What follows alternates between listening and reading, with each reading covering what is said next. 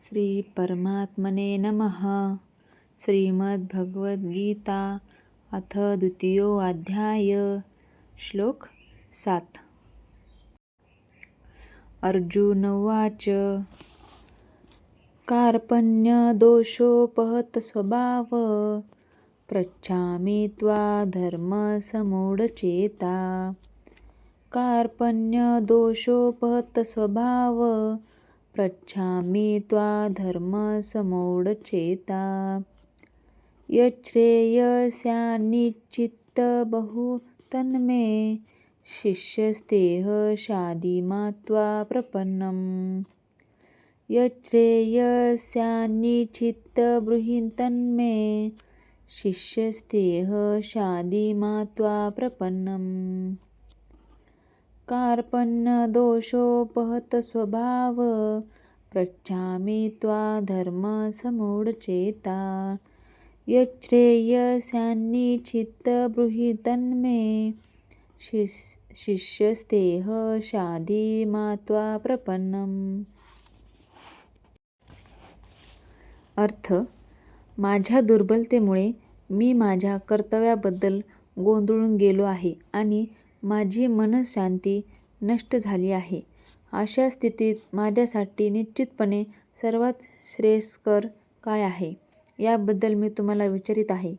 मी तुमचा शिष्य आहे आणि तुम्हाला शरण आलो आहे. कृपा करून मला उपदेश करा.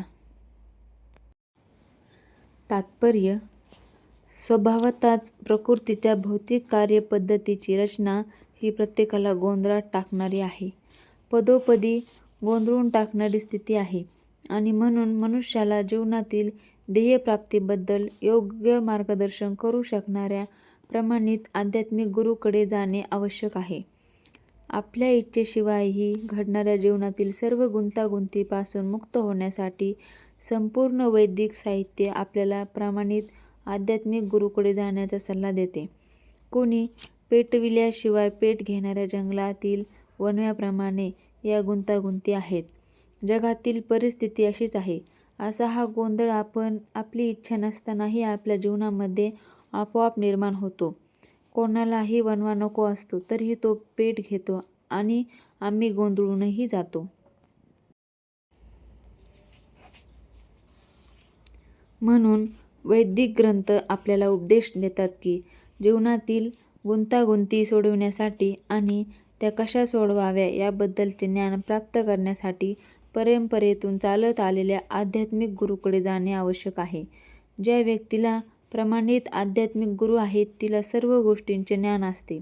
यासाठीच मनुष्याने भौतिक गोंधळातच खितपत न पडता आध्यात्मिक गुरूंचा आश्रय घेतला पाहिजे. हेच या श्लोकाचे तात्पर्य आहे. कोणता मनुष्य भौतिक गोंधळात सापडतो, ज्याला जीवनातील समस्यांची जाणीव होत नाही, तो गोंधळात सापडतो.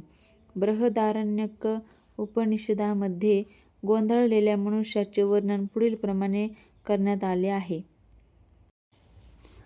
यो वा एतदक्षर गार्ग्यविदित्वा स्मालोकात् प्रेति स कृपण. मानवासूनही जो जीवनातील समस्या सोडवित नाही आणि आत्मसाक्षात्काराचे ज्ञान प्राप्त न करता कुत्र्या-मांजराप्रमाणे या जगताचा त्याग करतो, तो कृपण मनुष्य होय. जीवनासाठी हे मनुष्य जीवन म्हणजे एक अत्यंत मौल्यवान संपत्तीप्रमाणे आहे, ज्या योगे तो जीवनातील समस्यांचे निराकरण करू शकतो. म्हणून या संधीचा जो योग्य प्रकारे लाभ घेत नाही, तोच कृपण आहे. उलटपक्षी ब्राह्मण असतो, तो या शरीराद्वारे जीवनातील सर्व समस्या सोडविण्याइतपत बुद्धिमान असतो. य एतदक्षर गार्ग्यविदित्वा स्वालोकात् प्रेति स ब्राह्मण. देहात्मबुद्धीने वश झालेल्या कृपण व्यक्ती आपले कुटुंब, समाज, राष्ट्र इत्यादींच्या प्रती अत्यंत आसक्त होऊन आपला वेळ वाया घालवितात. त्वचारोगाच्या आहारी जाऊन मनुष्य आपल्या कुटुंबावर, उदाहरणार्थ आपल्या पत्नीवर, मुलावर आणि इतर सदस्यावर आसक्त होतो. कृपण व्यक्तीला वाटते की तो आपल्या कुटुंबियांचे मृत्यूपासून संरक्षण करू शकतो, किंवा त्याला वाटते की आपले कुटुंब किंवा समाज आपल्याला मृत्यूच्या दाढेतून वाचवू शकतात. आपल्या मुलांची काळजी घेणाऱ्या पशूमध्येही अशा प्रकारची कुटुंबाबद्दलची आसक्ती आढळून येते. अर्जुन हा बुद्धिमान असल्यामुळे त्याने जाणले की आपल्या कुटुंबियाबद्दलची आसक्ती आणि त्यांना मृत्यूपासून वाचविण्याची आपली इच्छा ही आपल्या गोंधळास कारणीभूत आहे. जरी तो समजू शकत होता की आपल्याकडून युद्ध कर्तव्य अपेक्षित आहे, तरी मानसिक दौर्बल्यामुळे तो आपले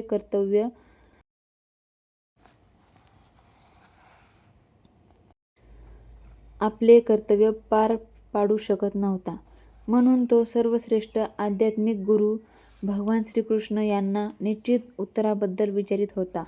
तो श्रीकृष्णाचे शिष्यत्व पत्करण्यास तयार आहे. त्याला मित्रत्वाची बोलणी थांबवायची आहेत. गुरु आणि शिष्य यांच्यामधील संभाषण अत्यंत गंभीर असते आणि म्हणून मान्यताप्राप्त आध्यात्मिक गुरूसमोर अर्जुनाला गांभीर्याने बोलावयाचे होते. म्हणून भगवद्गीतेतील ज्ञानाचे श्रीकृष्ण हे आद्य आध्यात्मिक गुरु आहेत आणि गीता जाणणारा अर्जुन हा सर्वप्रथम शिष्य आहे. अर्जुन भगवद्गीता कशी जाणून घेतो हे गीतेमध्ये सांगण्यात आले आहे. तरीसुद्धा मूर्ख सांसारिक विद्वान म्हणतात की मनुष्याने श्रीकृष्णांना एक व्यक्ती म्हणून शरण जाण्याची आवश्यकता नाही, तर श्रीकृष्णामधील अजन्मा तत्त्वाला शरण जाणे आवश्यक आहे. श्रीकृष्णाच्या आंतर व बाह्य स्वरूपामध्ये काहीही फरक नाही. जो हे जाणत नाही तो जर